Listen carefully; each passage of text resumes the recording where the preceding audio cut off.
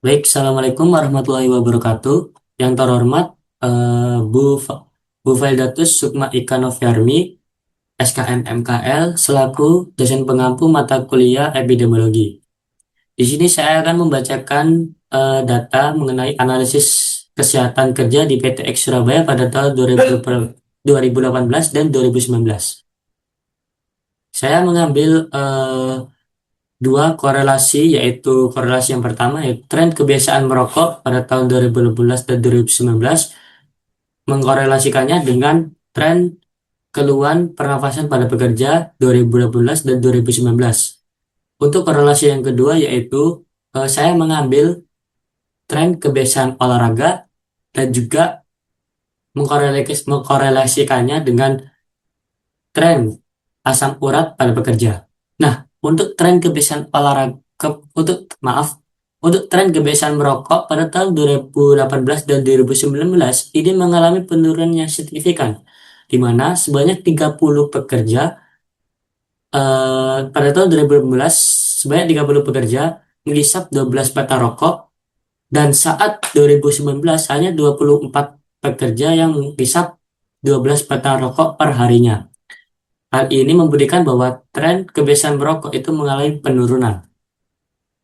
Nah, untuk keluhan subjektif pernapasan pada tahun 2018 ini justru mengalami penurunan, yang dimana orang normal pada tahun 2018 itu hanya berkisar sekitar 73, dan untuk 2019 hanya berkisar 66. Nah, hal ini, korelasi antara keluhan pernafasan dan kebiasaan merokok ini justru berbanding terbalik dengan data yang ada. Yang dimana secara umum jumlah batang rokok berbanding lurus dengan keparahan keluhan subjektif pernafasan yang bersifat obstruktif. Namun, data ini memberikan gambaran penting bahwa status tidak merokok tidak membuat karyawan sepenuhnya aman dari keluhan pernafasan. Nah, saya memiliki temuan menarik dari korelasi keluhan pernafasan dan penyakit akibat kerja, yang dimana keluhan pernafasan di PTX Surabaya itu bukan disebabkan oleh rokok, tetapi tetapi merupakan indikasi dari penyakit akibat kerja. Mengapa demikian? Yang pertama yaitu faktor ekonomi otot kerja, yaitu pekerjaan fisik berat seperti mengangkat karung, eh, terus juga vibrasi mesin pada posisi Hepler itu memicu penyakit pernafasan, yaitu berupa sesak dan nyeri pernafasan pada pekerja. Lalu ada juga paparan partikulat atau uap kimia. Hal ini dialami pada pekerja bagian ruangan lab QC, yang dimana mereka terpapar uap kimia setiap harinya, yaitu penyebab utamanya bisa terkena iritasi saluran pernafasan kronis, atau bisa juga mengalami sesak napas seperti itu.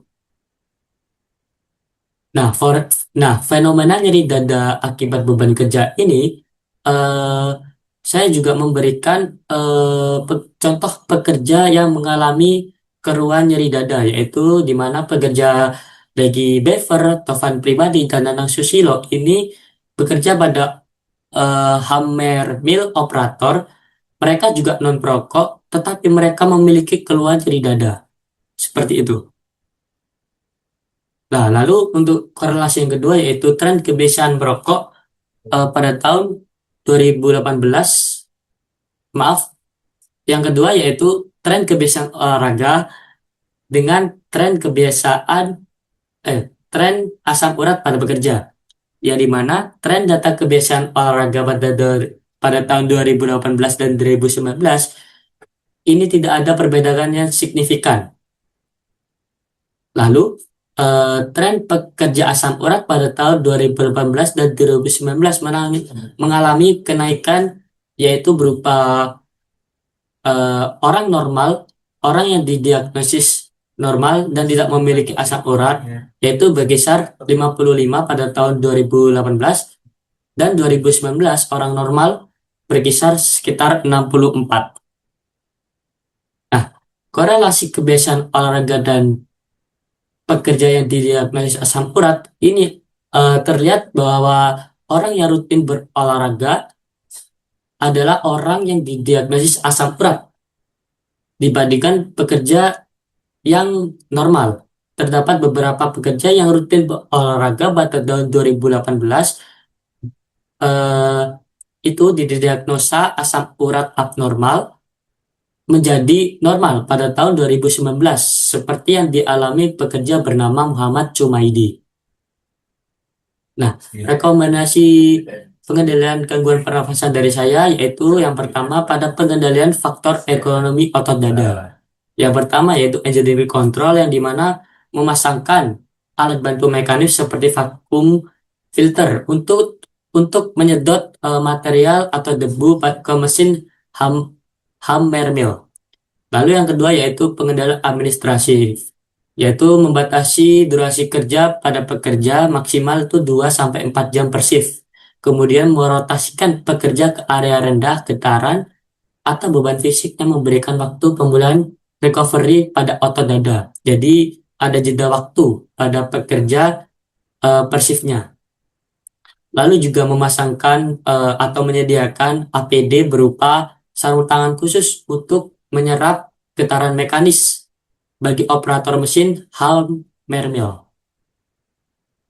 Lalu untuk pengendalian pada laboratorium QC tadi, yaitu pengendalian paparan partikulat dan uap kimia, saya memberikan dua rekomendasi, yaitu pengendalian engineering control, yang dimana memasangkan atau memperkuat daya isap LEV berupa hub untuk menangkap debu di atas corok input mesin hammer mill ke area pencampuran premix. Lalu menyediakan alat pelindung diri yaitu APD berupa respirator yang dilengkapi cartridge filter uap organik atau anorganik yang disesuaikan dengan jenis reagen yang paling sering digunakan oleh analisis laboratorium. Seperti itu. Lalu untuk yang terakhir yaitu rekomendasi pengendalian asam urat. Nah, diketahui ini kan tadi pada tren diketahui bahwa orang yang didiagnosis asam urat itu berolahraga setiap harinya akan menjadi normal pada tahun 2019.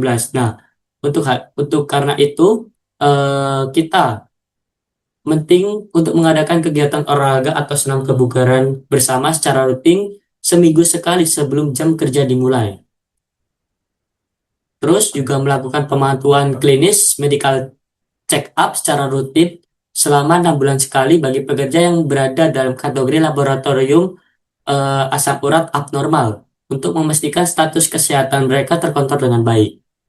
Lalu memberikan penyuluhan mengenai pentingnya olahraga untuk menyembuhkan eh, penyakit asam urat ini. Karena sangat penting orang yang didiagnosis asam urat lalu berolahraga itu dapat menyembuhkan penyakit asam urat tersebut. Seperti itu.